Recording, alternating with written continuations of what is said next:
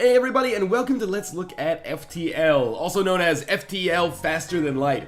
This is a game that a lot of people who kind of enjoy the content that I produce have been keeping on my radar, because this is basically like a roguelike, a pseudo-roguelike anyway, similar to something like The Binding of Isaac, but set in space. It's actually more similar to something like Dungeons of Dreadmore, I guess would be a better way to put it, but in any case, set in space.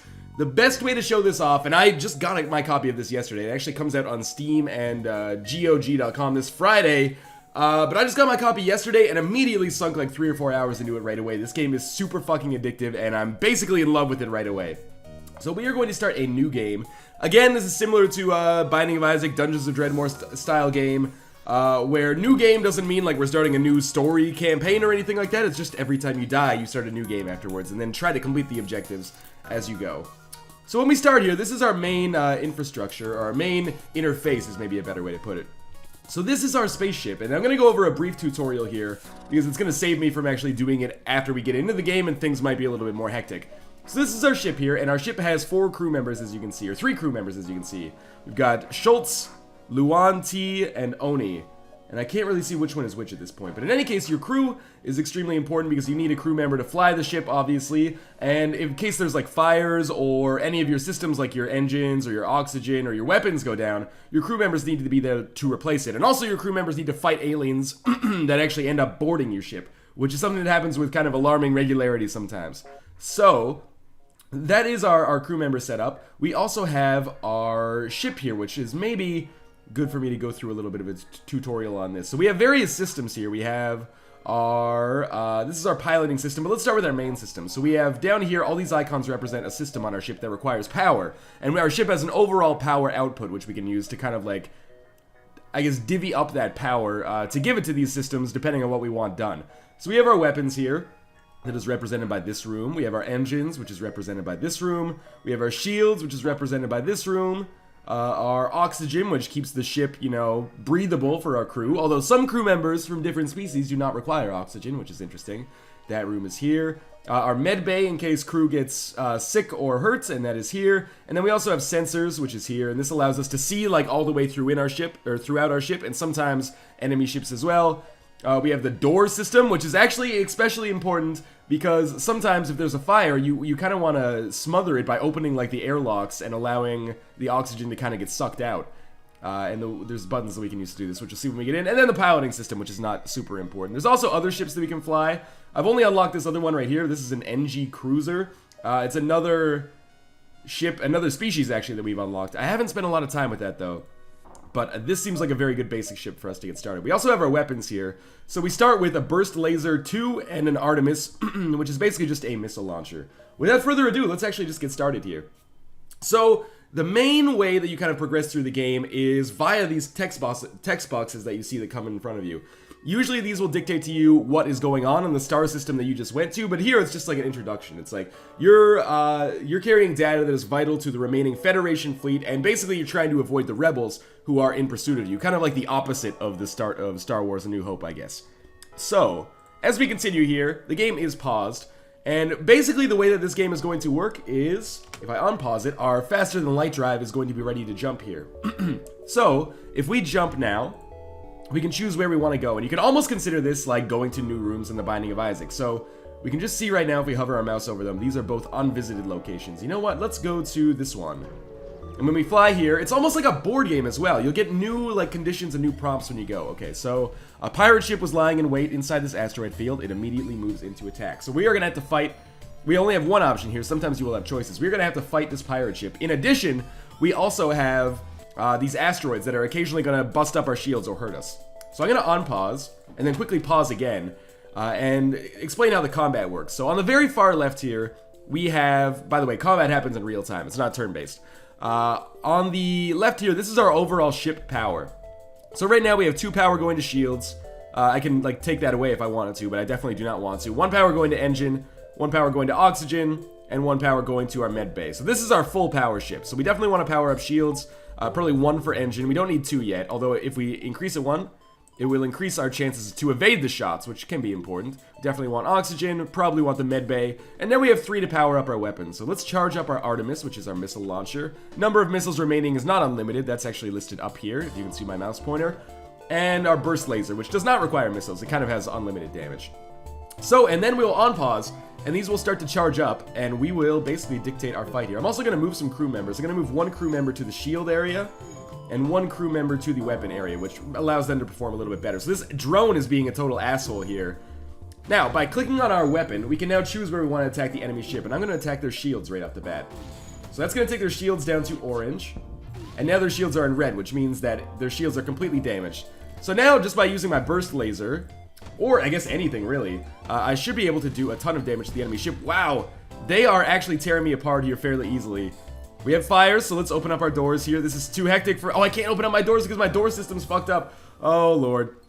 This is not a good start for us here. This is, in fact, one of the more difficult starts that I've ever seen. We're going to have to end up using a lot of missiles in order to succeed here, which is unfortunate. But anyway, okay, you get into the engine... Oh, he can't because the fire will kill him. Well, we did manage to kill the enemy ship. We have some serious problems on our hands. Okay, first things first. Oni, you need to get up here and repair the door system. So we took an insane amount of damage there. For a first fight. Usually first fights end up being pretty easy. So you can see it being repaired down here. We also ended up using 2 or 3 missiles there, which is frustrating. Okay, so now the door systems are fixed. So what we can do is open all these doors. And this will kind of purge the oxygen in here, which will starve the fire. Oh god, get out of here. Okay, so the fire should be mostly out by now. But the downside to this is that it is actually... lowering the oxygen as we close all our doors here now. It's lowering the available oxygen on the ship. So that actually... Oh, man, these asteroids keep hitting me too because my shields aren't up. We should just jump out of here, honestly. But in order to do that, we need to first repair our engines. But yeah, now there's like lower overall oxygen on the ship. So these guys are actually going to be hurt just by like walking around and doing their random business. Which sucks. This is actually a very terrible start for us first here. Okay, Danny died. Alright. Good start. We might have to take our pilot back here, actually.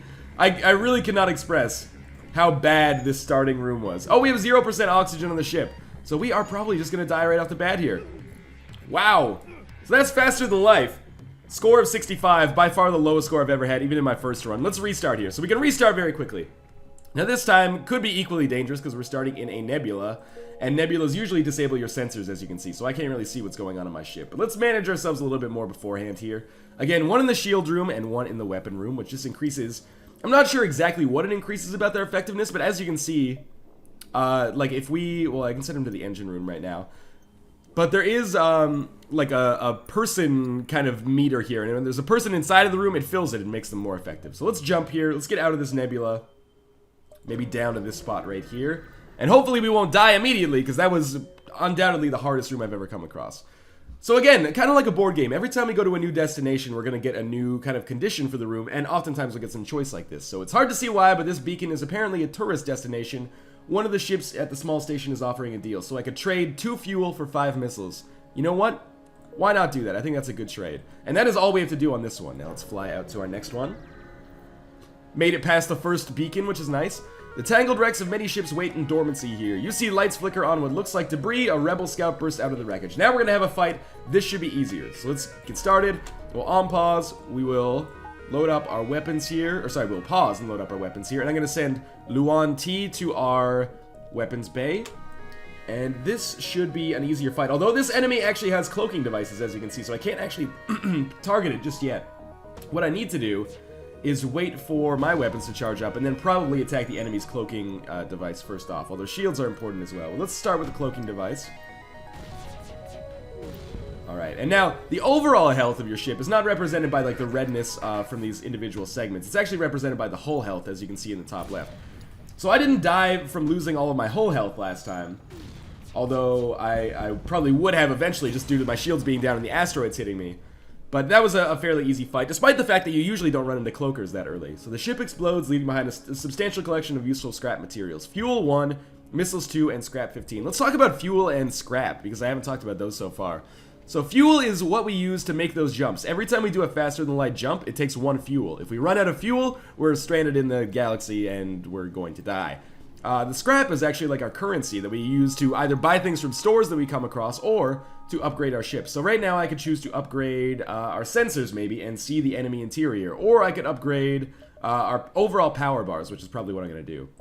So now we have 9 power bars instead of 10. or sorry, instead of 8. And that allows us to maybe put one more on our engines here, which increases our chance to evade. So, let's just jump again. Why not jump to this distress call here? Sometimes you'll find distress calls, sometimes you'll find stores, and they don't always work out good. Although sometimes they do. Sometimes they work out incredibly poorly as well. Sometimes you'll see like a distress beacon and it's like, oh, surprise, actually it was a total trap. So you arrive at the distress beacon near a small asteroid belt and find a ship with pirate markings partially crushed between the two large rocks. It must have been illegally mining the belt without proper equipment. Let's destroy and loot the ship. They're just pirates.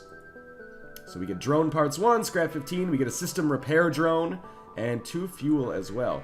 Apparently there's a fire on my ship.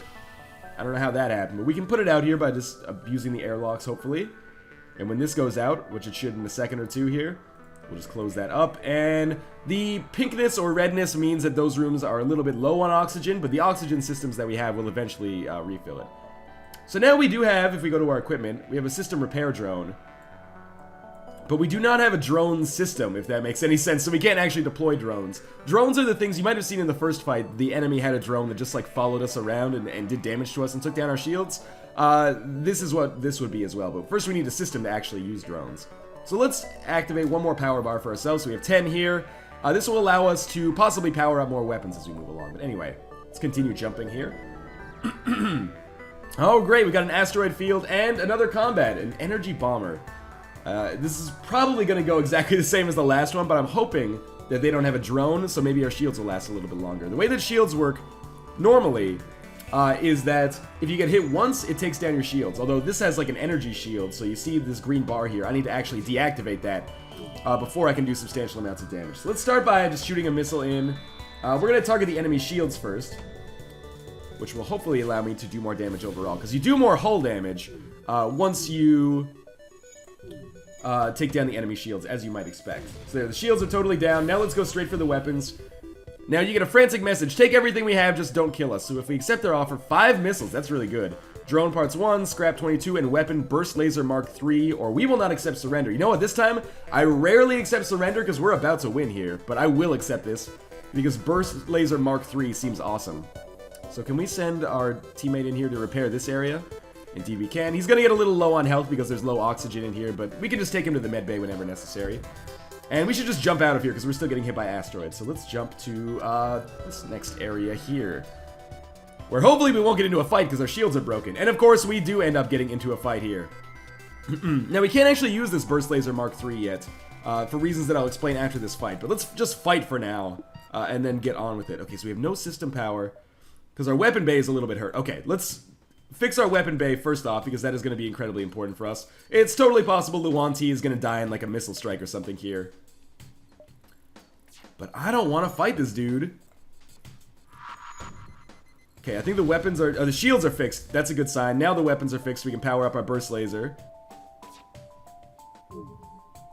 And like I said, the way the shields work is when you get hit once, your shields go down, but then they recharge again very quickly. So now this ship is realizing, oh shit, we made a terrible mistake. So it's going to try to escape, but no such luck. I'm going to kill it. Okay, and we're going to be fine here. We get more missiles, which is good because I spent a lot of missiles. And missiles are a very precious resource in this. We get some more scrap as well. You know what? You should go to the med bay. And you should try to fix up this area right here, because it is leaking oxygen to the rest of the galaxy here. Oh, it's totally fixed. Okay. So why don't you go to the med bay as well? Get both of you dudes healed up. And then we will make another jump to somewhere else in the galaxy here. So you go down there, you go back to the weapons room. Now the reason we can't use the burst laser yet is because we actually have to upgrade our weapon systems so that we can use more system power. Like right now we can't use 4 bars, I think. Like, watch me, I'll power this down, power this down. See, I need system upgrade for this, which means I have to actually buy some weapon upgrades. We're not going to do that just yet because I might want to use my scrap to actually like replenish my whole health in the store that we come across. Okay. A rudimentary automated planetary defense system is looping its message into space. Warning, quarantine level 5 in effect under FHA Act 22, Article 11.2. Warning, quarantine level 5. Okay, so we're going to get the fuck out of here. And we have 2 distress beacons. By the way, you can see now, like, this red kind of line coming for us. This is the rebel fleet. So this is kind of like, I don't know how to describe it necessarily, but we have to get out of this sector before this rebel fleet catches up with us. So that's why we can't just, like, touch every single beacon or every single star system in here. So we'll go to this distress beacon and see what's going on. Hopefully not a trap. It might be a trap. You arrive to find a ship floating among some debris. Hello, our impulse drives are shot and we can't jump. Could you give us some fuel? I'm not going to give them 4 fuel because I'll end up stranded, so I'll apologize, wish them luck, and continue on. Alright, I expected them to attack me, but instead they're just going to be like, alright, we understand, dudes. That sucks. So we will then jump to the store down here, and this is exactly where I wanted to be, actually. So this is the other thing that you can spend scrap on, is like fuel and missiles from these stores. You can also buy other stuff like fire bomb and hull laser, drone recovery arm. I don't need any of this stuff yet. First off, let's spend 14 scrap to fix our entire hull, so now we're back to full health. And let's buy a fuck ton of fuel. You can see he's got 5 at 3 scrap each. Let's buy all 5. And, you know, maybe we could buy some missiles as well. 1 missile anyway. And then we can jump out of here. So fuel, obviously, is of the utmost importance. We will proceed towards our exit here. Now, sometimes you don't get a condition at the exit, sometimes you do.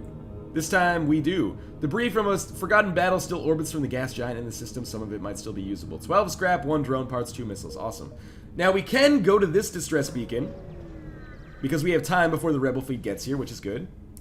You locate the source of the distress call, a nearby human mining colony. An unknown disease has spread virulently among the workers. They are trying to set up a quarantine to mitigate the spread of the disease, but lack any enforcement, and a riot seems likely. Ignore their request and move on. That seemed a little bit too scary for me. So we can probably visit 1 more beacon before we leave here, which is good for me. So there's a black market. I could sell missiles for scrap, but I don't really want to do that because missiles are worth more than 3 scrap. Remember, I just bought 1 for 6. So now let's just go to the exit.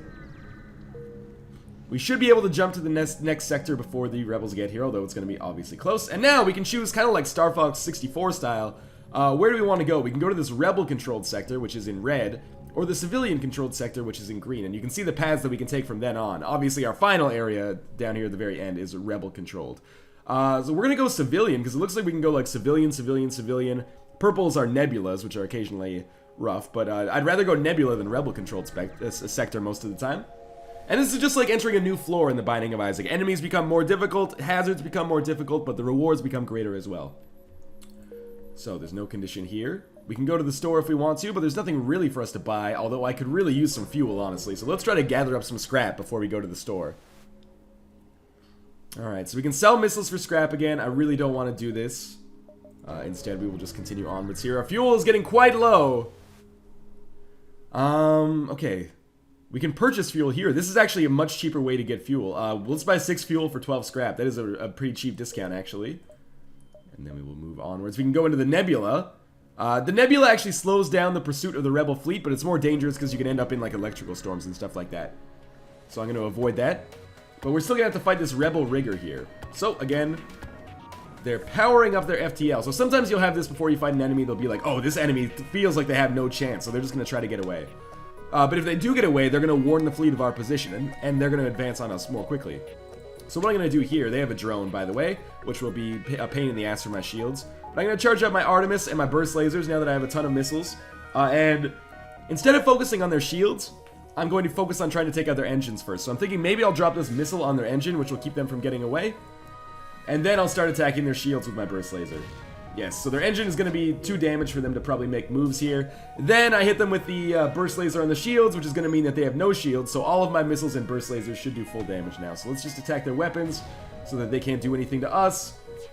Let's attack their engine. Their engine is totally out, and these guys are going to die. Sometimes they beg for mercy, sometimes they don't. So I'm not going to waste any more missiles. It's completely unnecessary. They're probably trying to repair their systems right now, but it's not going to happen fast enough. We'll go back for the shields, and that will do it. So hopefully more scrap here, because we're pretty low. Well, 21 scrap is not bad. 1 missile and 1 drone part. Again, we can't really use our drone parts yet, though. And we have store. Okay. So let's go to the store. Again, I want to buy more fuel, basically. And fuel is going to cost us 3 scrap each. We're going to buy all 4 of it. Yeah. And I don't really want any of this other stuff, which is great because I can't afford any of it at all. So let's continue advancing on here.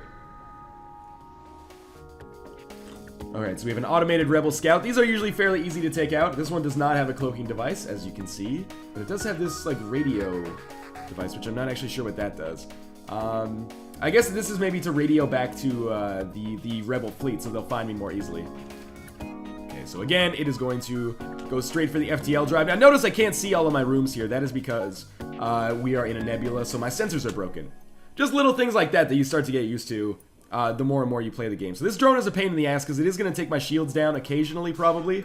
And when your shields are down, it makes it, of course, easier to get hit, as you can see here. I just took 1 hull damage there. So first things first, let's go straight for the engine. Engine is going to be taken out very easily. Now we'll go for the shields. Shields are basically out. So we should be able to take this guy out before he can do too much damage to us. We'll go straight for the weapons now, because we are taking a little bit of hull damage. Weapons are totally out now, so let's go for... Doesn't really matter, but let's go for the shields. It is going to die very quickly. I think I should be able to take that drone, but I'm not. So we get more missiles, we get more drone parts, and a little bit more scrap as well. And this drone is just going to float now. And we didn't take too much damage there, so I'm not going to sweat that too much. We could go to the exit. The fleet is advancing somewhat quickly, but I think instead we'll just fight one more time in this nebula. Oh, there's a fire in my weapon room. I got to take care of that. And I should have definitely taken care of that. Okay, first things first, you have to get out of here, buddy. And I'm going to open, like, all these doors in order to suffocate this fire. It's going to make it difficult for me to repair anything if we get into trouble here. But this doesn't look like it has too much. It has no shields. Just an engine and like a pilot room and the weapons as well. So we'll go straight for the weapons here. And hopefully this fire will end quickly. But I can't see whether or not it's going well because our sensors are down because we are in... Oh man, there's a fire in the engine room now too. Okay, but that's okay. Although now I cannot use my burst laser because of the fire. So now I think we should close all doors. Doesn't look like there's a fire anymore. This dude can come back in here and repair the weapon system so we don't have to use Artemis too much. In fact, I think we'll just go for the burst laser, because I don't want to waste any more missiles than is necessary. So yeah, in terms of like my experience with Faster Than Light so far, I am really loving this game. Like I said, I got like 4 review copies of games yesterday. I'm not gonna, I guess, mention which ones are which, because that might be poor taste considering what I'm about to say, but after playing like all of them for about 45 minutes to an hour each, I was like, fuck this, I want to play Faster Than Light for like 4 hours tonight. So that's exactly what I did, and I'm having a hell of a good time with this game so far. It's only going to be $10, it's coming out on Steam this Friday, and I would absolutely recommend it. And I promise you, you are going to see more of this game from me as well. This is a game that is definitely right up my alley when it comes to stuff that I might want to do a series on. So I think, oh, let's jump out of here because we're in the nebula. We should be able to go to the distress call and still make it to the exit in time, is my hope anyway. So again, we're just going to destroy and loot the ship because they're pirates. We get good fuel, a missile, and decent scrap as well. Now we can upgrade our weapon system. And we might even need to upgrade it a few more times in order to make this happen. Let's see. Oh, no, we can use it now. So now we can use our Burst Laser 3. It takes all of our available power that isn't dedicated... I guess we could use Artemis as well. Oh, no, we can't. Because our weapon system is only capable of having like 4 power bars. But this burst laser fires 5 shots, which might be awesome for us, because it usually only takes 1 to deactivate the shields. So now we can do one more jump to this nebula, and then one more jump into the exit sector. So a pirate ship arrives shortly after you. Judging from the fact that it's attempting to avoid your ship, you assume it's a smuggler trying to stay away from beacons. Let's attack the pirate and check out our new burst laser. It might take a little while to charge, but that's okay. Oh man, oh okay, they teleported onto our ship. That is not good. Now, what we usually do in this situation is just hang out in the med bay, because if we have to fight them, I would rather fight them on our med bay. We might actually, oh man, our weapon systems are down. This is a bad decision. Let's charge up Artemis. They are completely destroying our weapon systems. We have to like flood, okay, let's open all the doors. We have to starve them of oxygen before they can kill us too much. We might actually end up losing here. This might have been the worst decision I've ever made. Okay, you get out of the shields room. You go to the med bay. Go to the med bay. He's gonna die. I can't click on him. Okay, so what we want to do is fight them in the med bay. You should get in the med bay too, buddy. We're gonna die here. There's no question about it. Our shields are down. Our weapon systems are down. I should have just gone away. Why didn't I ignore it? The reason I'm just hanging out in here is because I can't take these guys down by myself. As you can see if I like walk in here. They're probably in the engine room. Where are they? Door room? Yeah, they are in the door room. Like, they're gonna kill me so easily. But if I'm in the med bay, I am gonna do damage. Let's close all our doors now. Oh, I can't. My door system's fucked up. All right, yeah, just flood the whole ship with dangerous space. Okay, you get out of there. I don't know if we have a fucking chance in hell here. Especially since I can't close the doors. In fact, we are gonna die in like 3 more hits. And I don't think our shield is gonna be able to get back up in time to block the damage from us. Nope, that is indeed it for us. So we have died on Sector 2, basically due to my own hubris, but that's a pretty good description of what the heck is going on in faster than light. This is a game that, for anybody who's a fan of, you know, a lot of the roguelike games that have come out fairly recently, or in the distant past, I guess, at least, this is a very nice kind of variation on that formula. You are going to get a ton of fucking time out of this. This game is super, super goddamn addictive. So again, really like this game. $10, Steam and Good Old Games this Friday, September 14th. And in addition to that, look forward to seeing a lot more of this on my channel, because this is a game that I could definitely see myself doing a series of. But as always, thank you guys for watching, and I will see you next time.